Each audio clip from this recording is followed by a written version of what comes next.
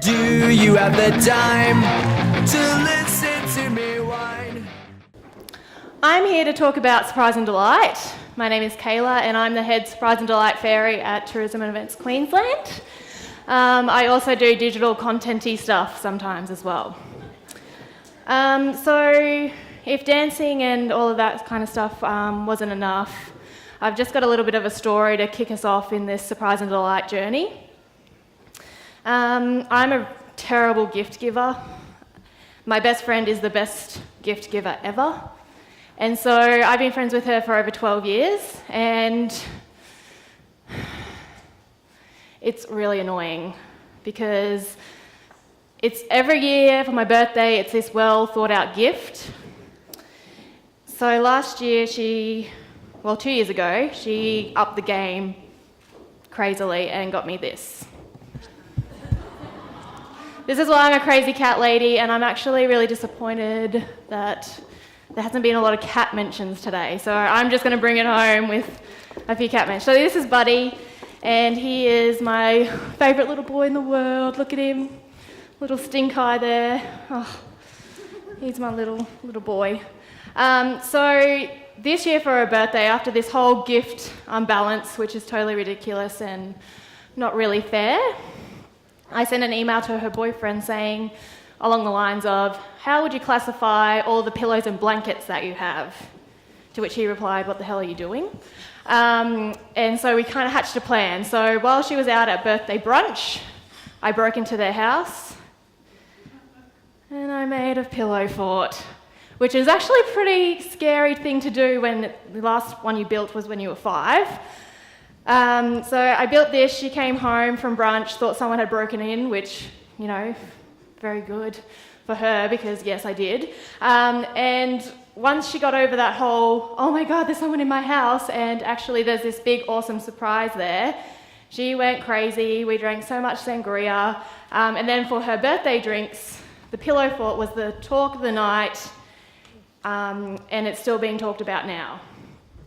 Because the thing was that I really got this time was I went really sneakily, and because Casey is a detective, so whenever you have surprises planned, she'll always find out about them. So this was the first one I pulled off and she can't stop talking about it. So what does that mean for tourism? Great story, Kaylah, that's fantastic.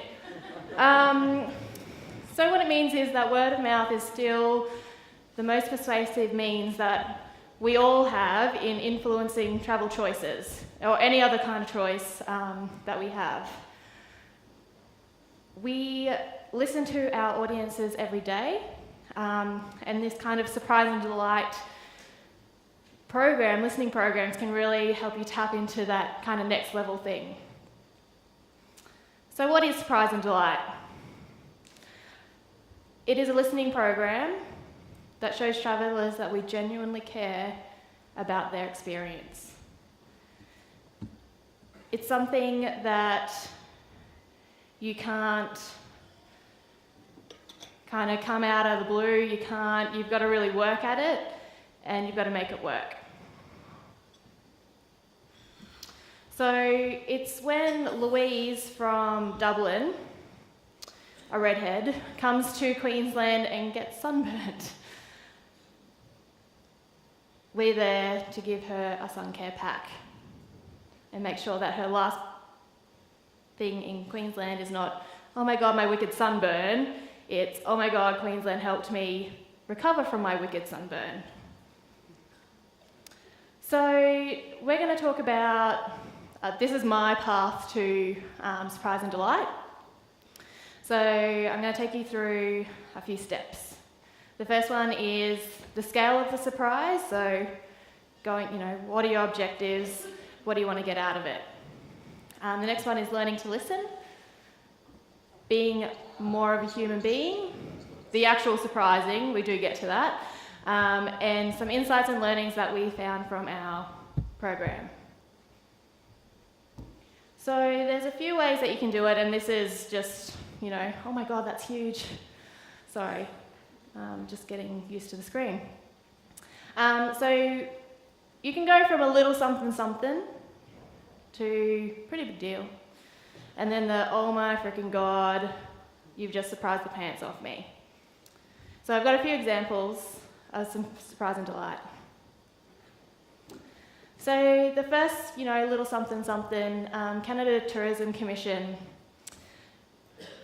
when they posted an Explore Canada feature from their audience, they reward that person by sending out this cute little custom case, which was pretty cool. It's a wooden thing which has etched in it and, the little hashtag there.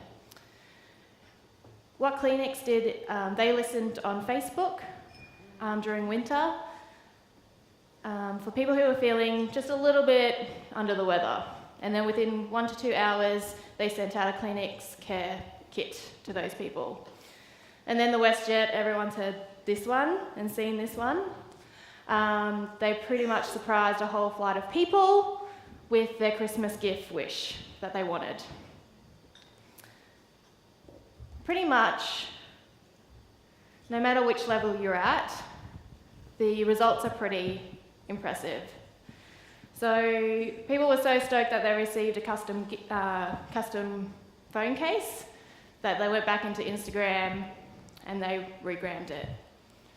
Of the 50 kits that Kleenex sent out, 100% of them went back into Facebook to say, oh my God, I just received this kit, how awesome is that? And then WestJet, 9 million views on YouTube in 3 days, and global press coverage, and in my inbox I had about 150 emails saying, we should do this for surprise and delight, which was awesome. And I said that the most important thing that we did with the Queensland Surprise and Delight program is that we were really realistic with the goals and the objectives that we wanted to get out of it. We wanted KPIs that would guide us and not undermine us, because as you can see with those examples, you can, hit it right here, or you could go all out and be crazy and do that, but at the end of the day, what do you want to get out of it? So we kind of landed in the middle of, let's do a little something something in between a pretty big deal. We wanted to show Queensland travellers that were coming into Queensland that we genuinely cared about them. We wanted to create stories that would get that word of mouth online and offline. But what we didn't want that big flashy PR thing. If someone came to us and kind of caught on to what we were doing, we were really going to say, oh, it's no big deal. It's about, we want to, help our travellers have the best time in Queensland. And I think this is a little something something we prepared earlier.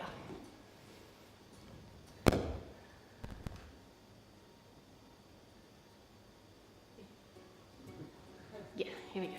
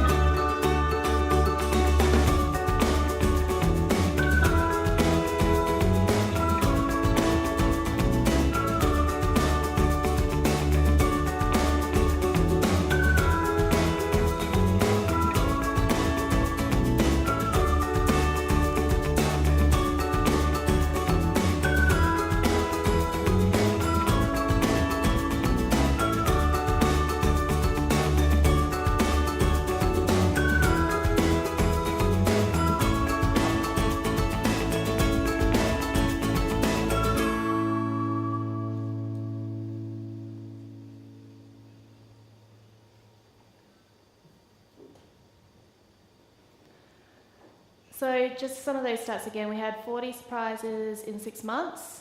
And the one that I really like to talk about is the $133 average cost per surprise. Really, because it doesn't cost a lot of money to surprise and delight travellers in our destinations. If it's well thought out and relevant to that person and their experience, they will love it for you, even if it's a free coffee or if it's a special lunch somewhere, all the way to flights and an experience at the end of it. It's about making it relevant to that person and really listening to what they want. So in all the the Queensland example as well as the other ones, the 3 pillars of a surprise and delight program is really about listening, caring, and being more human, which I think a lot of the presentations over the last 2 days have been really, on these 3 things as well. So probably the biggest component is learning to listen. And I'm going to nerd up here, and like Donna's infographic, I had to go that way. So, but yeah, this is a map of Westeros, I think. I hope so, because if there's a bigger nerd out there, I'm probably going to get some comments over wine later, but we'll see, we'll keep going. So, this is our King's Landing. This is our audience that we've built over the last, 5 years, and we've all been working towards, growing the numbers here. So this is the people who know how to use the handle to contact us. They're our super fans, and they know that if they tag photos with This Is Queensland or questions with This Is Queensland, that we'll be there listening to get back to them. That's kind of our job in the internal, social team at Tourism and Events Queensland, is to make sure that these people are really, really happy, and we can do whatever we can to make their holiday really great. But then there's all these other conversations happening outside of our realm. Topics that we know a little bit about: travel, diving, beaches, sunsets, that kind of go untapped. And when you start listening to those things, you'll probably be very surprised about what conversations are happening which you can influence. And when we kind of looked at this, it was really about, oh my God, we spend all day, every day managing our King's Landing. How do we even try to tap into these, secrets and whispers that are going on in this whole other realm, which we'll get to later. And then there's the chats that go on in real life, which we can't really monitor. And I just think surprise and delight can really work across all 3 of these things to really influence what's happening at the, Sunday barbecue, what people are chatting about in real life. If we can genuinely surprise these people, we can really tap into that word of mouth in real life, and hopefully they, tweet about it or do something online so we can be back there to join in the conversation. So there's a lot of, every social platform has a listening component. Facebook's a little bit tricky with privacy and whatnot, but you can do it there. Instagram has instant direct messaging, so you can really, get deeper in touch with our fans that way. For our Surprise and Delight program, we really chose Twitter to listen to those conversations, mainly because there's conversations happening across the whole travel planning process. So from the dream phase all the way to experience and sharing. So the conversations that are happening in that kind of outside our realm are really amazing. So there's people telling us that I need a holiday, it could be anywhere, or take me back to Queensland, please. I need to go back to the Gold Coast.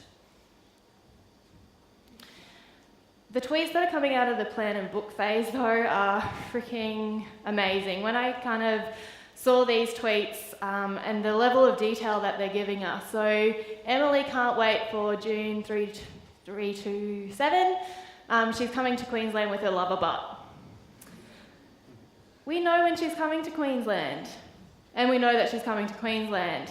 How amazing is that? And then, we need a holiday, we're going to the Gold Coast. Everyone's going to the Gold Coast.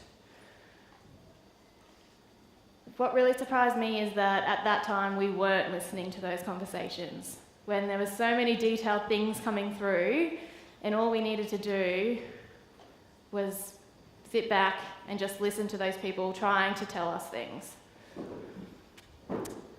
So this is kind of getting into the how to listen phase. And because we were actively looking on Twitter, we turned to Hootsuite to really start listening to those conversations and really tapping into any kind of conversations that we could influence those people. So this is a really, really quick guide on Hootsuite, so it's not very in-depth, but just bear with me.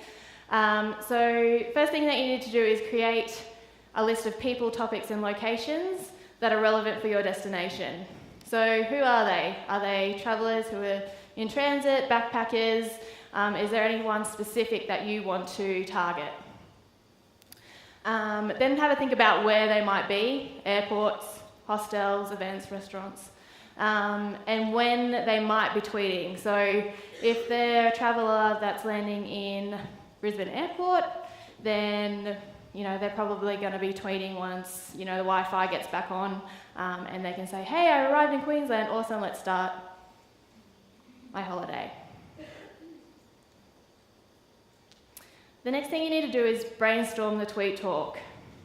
So we're all travellers here as well, so what would you, if you're arriving in a destination, what would you tweet about? And kind of think you don't have to be totally travel related or experience or destination related. In Queensland, we know that when your thongs break, which is flip-flops for anyone internationally, just thought I'd put that out there. So when Chloe's thongs broke, we know about that in Queensland, so we were definitely there to give her more flip-flops. So kind of listening to the things that we could influence and look after these travellers. Next step is to actually start listening, so adding these streams into Hootsuite by putting in your little search terms. Adding the geolocation is a really neat trick to make it relevant for your destination. So I'm really trying to tailor those tweets to where you want to listen to, and then you get something a little something like this. So these are the hottest conversations that we had from the Surprise and Delight program. So I've arrived in Cairns, Brisbane, Whitsundays. I'm going to the Whitsundays, we're really popular, and they're all pretty much going for a sailing trip. And kind of the bucket list stuff as well. So I want to go whale watching, what's on my bucket list was really, really a good listening kind of surprise area for us.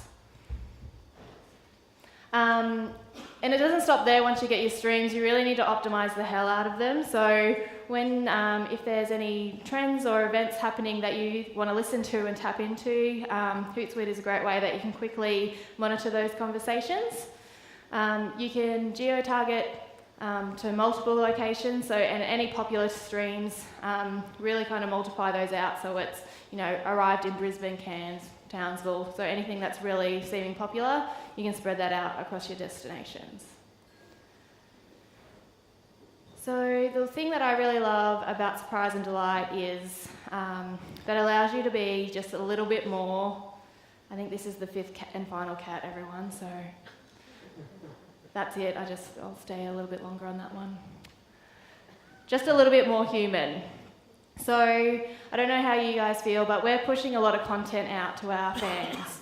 So we are, pushing out. It's really awesome content. There's blog posts. We've got awesome videos that we're pushing to them. But what I really loved about the Surprise and Delight program is that, every now and then it was this rando conversation with an actual traveller who was travelling in Queensland, not this mass audience that we're trying to get the most retweets or, do those kind of things. It was really trying to tap into those one-on-one conversations. The kind of insights, even, kind of stripping it down from, getting the reach and doing all those things, talking to these travellers one-on-one was just kind of the highlights of, the day when we would get emails through saying, "Oh, we have Surprise and Delight Bea, and we've done this for her." Just jumping in and seeing those streams is just really amazing because it was one-on-one conversations. We were talking about where she was going next, what she was doing, what her itinerary looked like. we were doing all these amazing things and, you know, providing that customer service that we hadn't done before. So when you're kind of looking outside your realm, your audience that knows you, they know how to talk to you, they know what your voice is like, so they already get you. But when you're trying to surprise and delight kind of strangers, you really kind of need to take like a casual and friendly approach. So, because everyone thinks there's a catch, and we've kind of done this to ourselves. What's the catch? What do you want me to do? Do you want me to tweet about it? Do you want me to do all these things? What do you want me to do? So what we did was we made it really casual and friendly, and we made it clear that we had something to offer them, but we kind of needed to get just a little bit more detail out of them.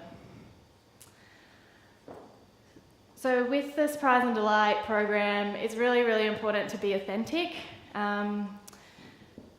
because otherwise you're going to be just seen as a promo girl. So one of the surprises that didn't really hit the mark for us was we had the Barmy Army from the UK in Brisbane for the Ashes. We did a little bit of stalking and we found out that their headquarters was the Pig and Whistle at Riverside in Brisbane. And it was a hot, kind of summer's day, and so we really wanted to make sure that they had hats and bottled water and those sorts of things.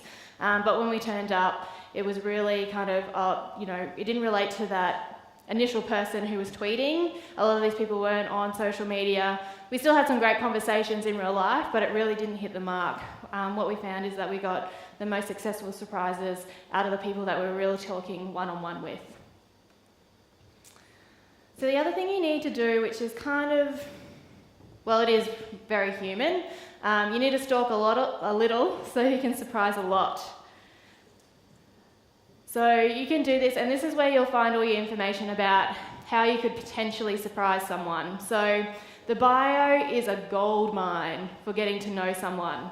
I think about 80% don't quote me on it, but 80% of the people said, "I love chocolate. When is wine time?" So you can, that if, Susie from the UK is in Queensland and she might have had a bit of a rough time, we know she loves chocolate. Let's get her some awesome Queensland chocolate from the Noosa Chocolate Factory, which is amazing. If you scroll through the recent tweets, you can really see the frequency of their tweets. So people are travelling, so they might tweet every 3 days, or they might have a little bit more time and are being more flexible. So, they're tweeting, kind of a few times a day. So that kind of gives you a vibe of how long are these, conversations and surprise and delight conversations are going to last. And you can pick up on their interests and stuff. If you get a weird vibe, abort. If you're kind of talking to someone, that's why it's kind of also good to go in a bit casual and, go in a little bit easy, because sometimes people just don't get it. And it just might not turn out the way you plan. So if you're getting a weird vibe, you can, easily, just back out and, let them have their nice holiday. Get ready to become a travel buddy. This is one of the... It's a really, I'm trying to word this right.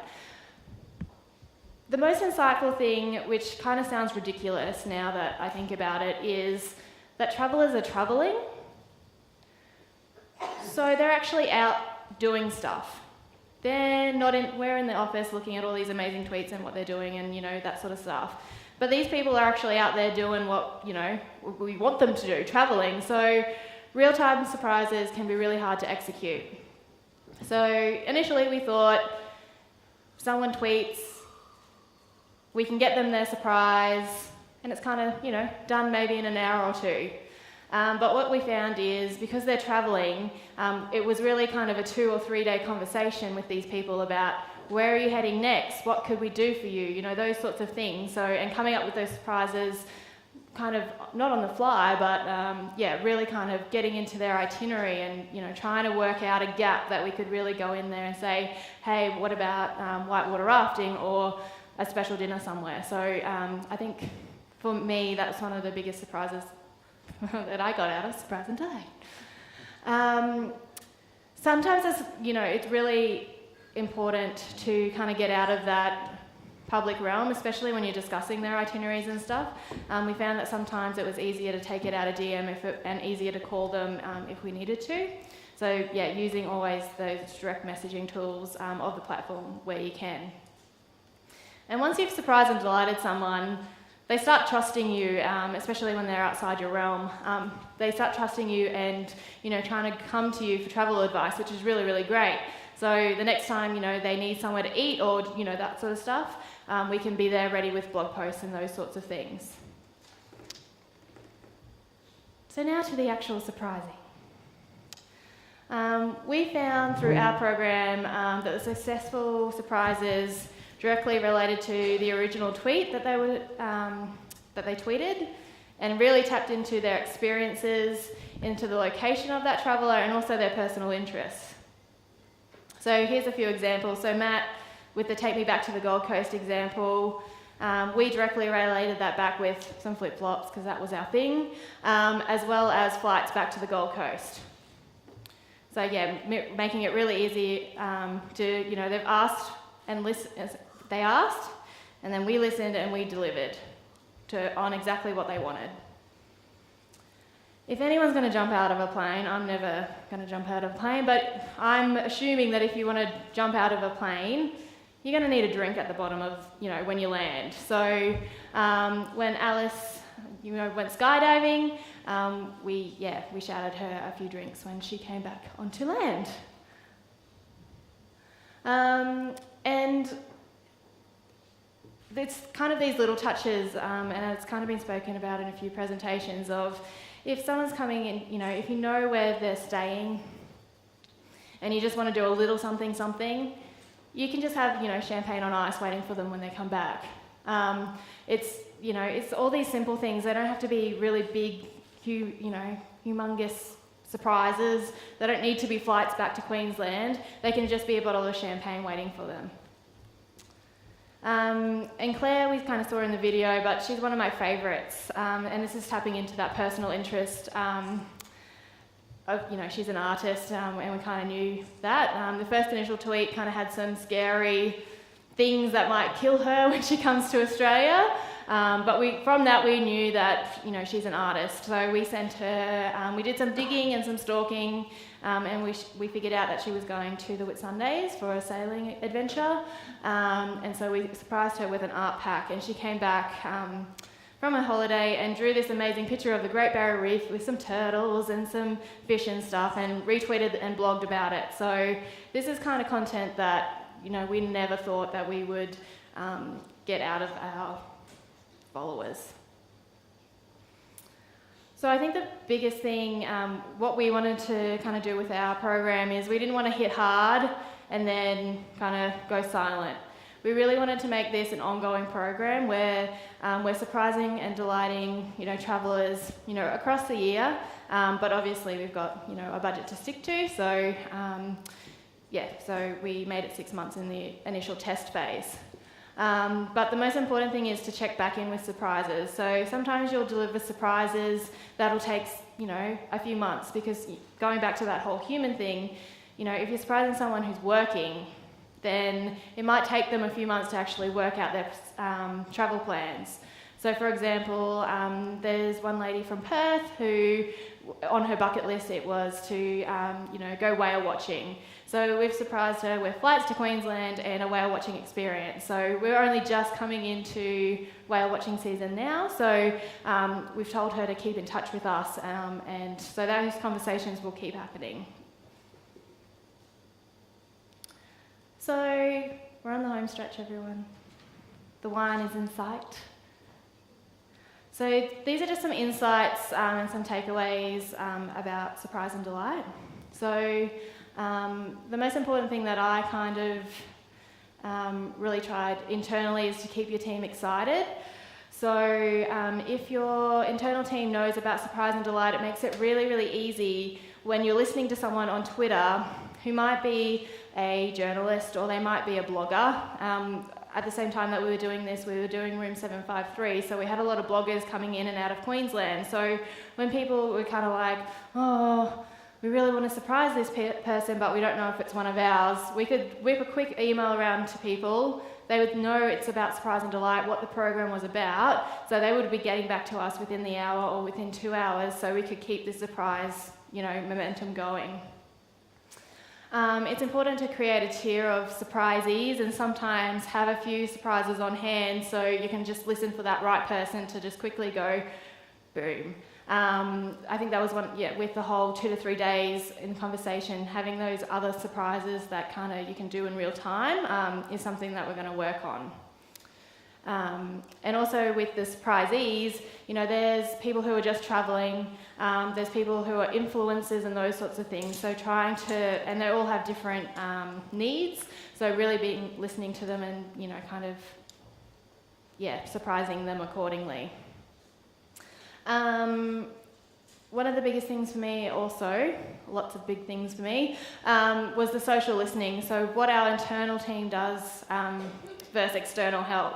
So we really want to surprise and delight and reward our followers. We talk to them every day internally, so that's, our kind of internal social team's job. But tapping into the other realm of all those other conversations, it takes a lot of time. And I know a lot of us manage our communities, so we know we're in there 24/7. It doesn't stop at 5 o'clock when we go home. We're in there constantly, so it takes a lot of work to actually keep these things going, and we recognise that. And this would be the utopia. If there was a whole industry of surprise and delight fairies out there, surprise and delighting our customers, not all day, every day, but, just kind of popping up here and there, really tooling up our industry to become these surprise and delight fairies for us. So now what? What do I do with all this information, which is really hard to, fit into a few slides? So if you wanted to go back to the office, I'm sure you've got a list a mile long, but like I kind of said, you don't need a lot to surprise someone. So my top tips would be to pick 3 topics, brainstorm what they could be talking about, and then create your Hootsuite streams. This is particularly for Twitter, but you can do it in, all other platforms. Pick someone and just strike up a conversation, kind of like networking. And then surprise them with a little something. It could be a USB, it could be flip-flops, it could be anything that you've got laying around the office. Go out and surprise someone with just a little something. You've been surprised and delighted. That is the end. Thanks.